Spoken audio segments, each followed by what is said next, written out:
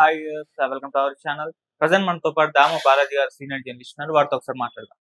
నమస్కారం సార్. నమస్తే. సార్, నామినేషన్‌కు నిన్న లుకౌట్ నోటీసులు జారీ చేశారు కదా! దీనిపైన ఇప్పుడు రియాక్ట్ అవుతూ ఒక వీడియో రిలీజ్ చేశారు. ఇండియా వస్తున్నా ఏం పీక్కుంటారో పీక్కోండి అన్నట్టుగా మాట్లాడడం అయితే జరిగింది. సో ఎలా చూడొచ్చు మరి నామినేషన్ కామెంట్స్ ఇంకేం మాట్లాడారు? మరి ఇండియా వస్తే అన్వేష్ పరిస్థితి ఏ విధంగా ఉంటుంది? నిన్నంతా లుకౌట్ నోటీసులు అని మనకు వార్తలు వచ్చాయి. So karate Kalyani Panjagutta police స్టేషన్లో పెట్టింది. దానికి సంబంధించి పోలీసులు ఇప్పటి వరకు విచారణ జరిపి సో అతను ఇండియాకు వస్తే ఎక్కడ ఎనీ ఎయిర్పోర్ట్లో ఇండియాకు వస్తే ఇమ్మీడియట్గా పోలీసులకు ఇన్ఫామ్ చేయాలి. లుకౌట్ నోటీసులు అంటే నేను చెప్పాను డీటెయిల్గా. లుకౌట్ నోటీసులు అంటే ఏంటంటే ఇమ్మిగ్రేషన్కి సర్క్యులర్ ఇస్తారు. దీన్నే ఎల్ఓసి అంటారు, లుకౌట్ సర్క్యులర్ యాక్చువల్గా. సో ఈ సర్క్యులర్ అనేది ఏంటంటే అన్ని ఎయిర్పోర్ట్లకి వెళ్ళిపోతుంది.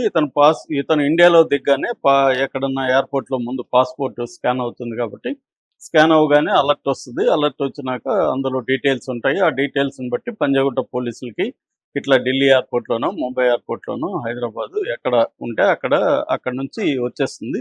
వీళ్ళు అక్కడే ఉంచండి అతను, మేము వస్తున్నాం అని చెప్పి వీళ్ళు వెళ్ళి అతను తీసుకొస్తారు. ఇది బేసిక్గా. అంటే విదేశాల్లో ఉండే ఇండియన్ సిటిజన్స్ని ఇండియాకు వచ్చినప్పుడు కానీ లేకపోతే ఇండియాలో ఉండే వాళ్ళు విదేశాలకు పారిపోబోతున్నారు అనే అనుమానం వస్తే కానీ వాళ్ళని పోనీయకుండా ఆపడానికి లుకౌట్ నోటీసులు అనేవి షిప్పుల్లో కావచ్చు లేకపోతే ఫ్లైట్లో కావచ్చు ఎక్కడైనా కూడా వాళ్ళని ఆపడానికి ఇది వాడతారు. సో దీనివల్ల పెద్ద ఎఫెక్ట్ ఏమి ఉండదు. అతను అక్కడే ఉంటే, ఇప్పుడు అతను మలేషియాలో ఉన్నాడు ప్రజెంట్, మలేషియాలోనే ఉంటే అతన్నేమి పిలవడానికి అయితే ఈ లుకౌట్ నోటీసులు ఏమి పనికిరావు, ఇండియాకు వస్తేనే. సో అతను ఇప్పుడిప్పుడే ఇండియాకు వస్తున్నాడా లేదనేది తెలియదు. కానీ లుకౌట్ ఏదో ఒకటి చేయకపోతే వీళ్ళ పరువు పోతుంది కాబట్టి, ఎందుకంటే వీళ్ళందరినీ అంతకుముందు కూడా అదేంటి ఇన్స్టా తీయిచ్చేసామని ప్రకటించుకున్నారు. అది అంతా ఉత్తదయం తెలియక వీళ్ళ పరువు పోయింది. సోషల్ మీడియాలో విపరీతంగా ఎగతాళి చేయడం మొదలుపెట్టారు. దాంతో మన పరువుగా పడుకోవడానికి అన్నట్టుగా లుకౌట్ నోటీసులు జారీ చేశారు తప్ప అంతకంటే దానివల్ల ఏమీ అన్వేష్కి ఇబ్బంది ఉండదని నిన్న కూడా నేను చెప్పాను. సో ఈ నేపథ్యంలో అన్వేష్ దీని మీద ఒక వీడియో చేశాడు. ఆ వీడియోలో ప్రధానంగా అతను చెప్పింది ఏంటంటే, ఒకటి అందరి మీద కేసులు ఉన్నాయి, ముఖ్యమంత్రుల మీద ఉన్నాయి, ప్రధానమంత్రి మీద ఉన్నాయి, అందరి మీద ఉన్నాయి అని చెప్పి ఆయన ప్రధానంగా రేవంత్ రెడ్డి మీద 89 కేసులు ఉన్నాయి, తర్వాత కేసీఆర్ మీద 9 కేసులు ఉన్నాయి, జగన్ మీద 29 కేసులు ఉన్నాయి, చంద్రబాబు మీద 19 కేసులు ఉన్నాయి. ఇవన్నీ కూడా మైనేత దాంట్లో ఉంటుంది. ఎందుకంటే వీళ్ళ రాజకీయ నాయకులు అందరి మీద కేసులు ఉంటాయి. ఏం జరిగింది?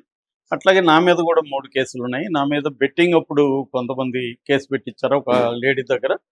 అట్లాగే ఇక్కడ మెట్రో యాడ్లో బెట్టింగ్ యాడ్ ఉందని చెప్పి నేను చెప్పిన దానికి మెట్రో డిపార్ట్మెంట్ నా మీద కేసు పెట్టింది. ఇవన్నీ ఏమీ నిలవు, నేను ఇండియాకు వస్తే లాయర్ని పెట్టుకొని ఇవన్నీ కూడా డీల్ చేసుకుంటాను అనేది చెప్పాడు. ఇప్పుడు ఈ కేసు నిజానికి నేను మాట్లాడింది అదే, గరికపాటి కూడా అదే మాట్లాడాడని గరికపాటి వీడియో కూడా చూపించాడు, వినిపించాడు.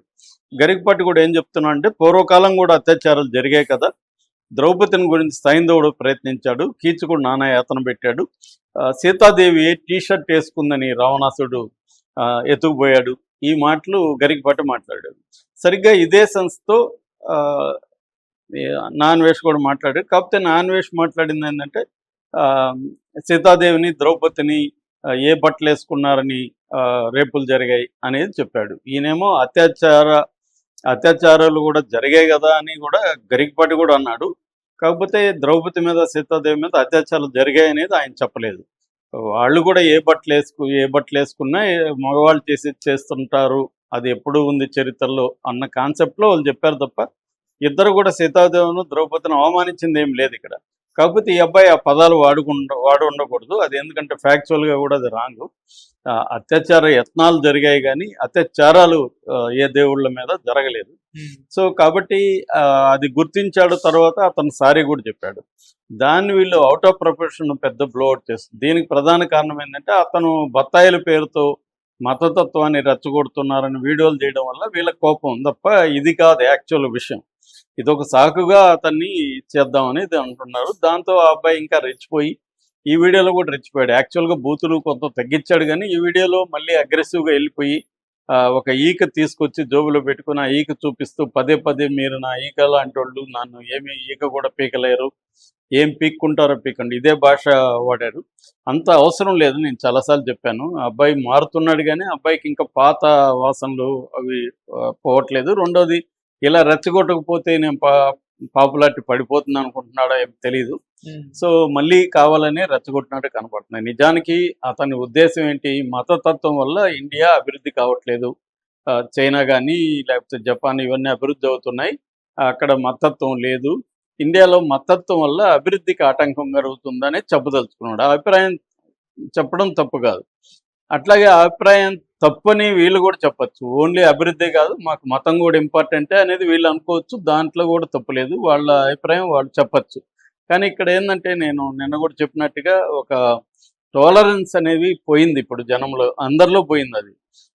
ఒకప్పుడు హేతువాదుద్యం బలంగా ఉన్నప్పుడు కూడా హేతువాదులు అట్లా అవమానకరంగా మాట్లాడేవాళ్ళు కాదు. వాళ్ళు ఏంటంటే సబ్స్టాన్స్ చేస్తూ తమ అభిప్రాయం ఏంటని చెప్పడానికి ట్రై చేస్తారు. ఇవాళ ఏమైందంటే వాళ్ళు దాడులు చేస్తున్నారు, ఇటు వీళ్ళు దాడులు చేస్తున్నారు. మతత్వాన్ని వ్యతిరేకించే వాళ్ళు కూడా అదే పద్ధతిలో మాట్లాడడం, కావాలనే వాంటెడ్లీ దేవుళ్ళని అవమానకరంగా మాట్లాడడం. దీనివల్ల ఏమీ మార్పు అయితే ఏమి రాదు. ఇప్పుడు ఈ అబ్బాయి వల్ల కూడా ఈ అబ్బాయి సాధించేది ఏమీ ఉండదు. ఫైనల్గా గొడవలు తప్ప ఈ అబ్బాయి తన పాయింట్ ఎప్పుడు కూడా మనం గుర్తు పెట్టుకోవాల్సింది, they should be light not heat in the discussion అంటారు. అంటే వాదాల్లో వెలుగుండాలి కానీ వేడి ఉండకూడదు. సో అది మర్చిపోయి ఈ మధ్యకాలంలో సోషల్ మీడియాలో ఏంటంటే ప్రతి ఒక్కరు అగ్రెసివ్గా మాట్లాడడం, కేసులు పెట్టేయడం, దాడులు చేయడం. ఈ గొడవ సోషల్ మీడియాకి వచ్చినాక ఎక్కువైంది. ఎందుకంటే పాపులారిటీ ఈజీ అనమాట. అగ్రెసివ్గా ఉండి లేకపోతే వివాదంగా ఉంటే నువ్వు తొందరగా పాపులర్ అవుతావు. కన్స్ట్రక్టివ్గా నీ విషయాన్ని చెప్పదలుచుకుంటే నువ్వు పాపులర్ కావు, నీకు వ్యూస్ కూడా రావు. అదే అగ్రెసివ్గా ఉండే బూతులు తిట్టో వివాదాలు క్రియేట్ చేస్తే వ్యూస్ వస్తాయి, వ్యూస్ వస్తే డబ్బులు వస్తాయి, పాపులారిటీ వస్తుంది. ఇవన్నీ ఒక మోడల్లోకి మనం ప్రవేశించాం. ఈ మోడల్ వల్ల ఏమవుతుందంటే జనాలు బ్యాలెన్స్ తప్పిపోయి మాట్లాడడం. ఈ అబ్బాయిలో కూడా ఆ టెండెన్సీ ఉంది, ఈ వీడియోలో కూడా అది క్లియర్గా ఉంది. సో దాంతోపాటు అతను ఏం చెప్తున్నా అంటే, టైటిల్ ఏమో నేను ఇండియా వస్తున్నా అని పెట్టాడు కానీ అతను ఇండియా రావట్లేదు. యాక్చువల్గా అతను ఏమంటున్నాడంటే, నేను ఇంకా నా పాస్పోర్టు ఉంది, ఇది 2035 వరకు ఉంది, 35లో వస్తాను అంటున్నాడు. సో 35లో వచ్చేవాడు ఇండియాకి వస్తున్నట్టుగా ఎందుకు పెట్టాడు టైటిల్ అంటే, అతను కూడా డైవర్షన్ పాలిటిక్స్లో టైటిల్ ఒకటి పెట్టి లోపల ఒకటి మాట్లాడే, అందరూ యూట్యూబ్ ఛానల్ చేసే పని అతను కూడా చేస్తున్నట్టుగా మనకు అర్థమవుతుంది. సో అతను చెప్తున్నది ఏమంటే, నేను 2035 వరకు రాను, ఒకవేళ నా అవసరం ఏమైనా దేశానికి ఉంది, అభివృద్ధి అవుతుంది, నేను వస్తే అనుకుంటే మీరే రప్పించుకోండి అన్నట్టు అంటున్నాడు. అంటే అతనికి క్లియర్గా ఏంటంటే, అతను మాటల్లో లాయర్లతో కూడా అతను మాట్లాడాడు. కేసు ఏంటి, దీని వివరాలు ఏంటి, మేబీ దాని డీటెయిల్స్ కూడా కోర్టు నుంచి తెప్పించుకోండొచ్చు అన్న. ఎందుకంటే బయట మాట్లాడేది వేరు, కేసు డీటెయిల్స్ వేరు. నేను నిన్న కూడా చెప్పాను, ఓన్లీ అబ్బాయిని రప్పించాలంటే పాస్పోర్ట్ రద్దు చేయాలి. పాస్పోర్ట్ రద్దు చేయాలంటే కొన్ని మెథడ్స్ ఉన్నాయి. ఒకటి, NBW కోర్టు ఇష్యూ చేయాలి, non bailable warrant court issue చేయాలి. కోర్టు ఇష్యూ చేయాలంటే ఆ కేసు తీవ్రత ఆ స్థాయిలో ఉండాలి. రెండోది, అబ్స్కాండ్ అయిపోయాడని కోర్టు డిక్లేర్ చేయాలి. మూడోది, ప్రొక్లమేషన్ అంటారు, CRPC 82 ప్రకారం పబ్లిక్ అనౌన్స్మెంట్ని ప్రొక్లమేషన్ అంటారు, ప్రొక్లమేషన్ చేయాలి. నాలుగోది, డెలిబరేట్గా ఇతను కావాలని విచారణకు రావట్లేదని నిరూపించాలి. ఇవన్నీ పెట్టుకొని వీళ్ళు రీజనల్ పాస్పోర్ట్ ఆఫీసర్కి ఒక పిటిషన్ వేయాలి, ఎవరు, పోలీసులు.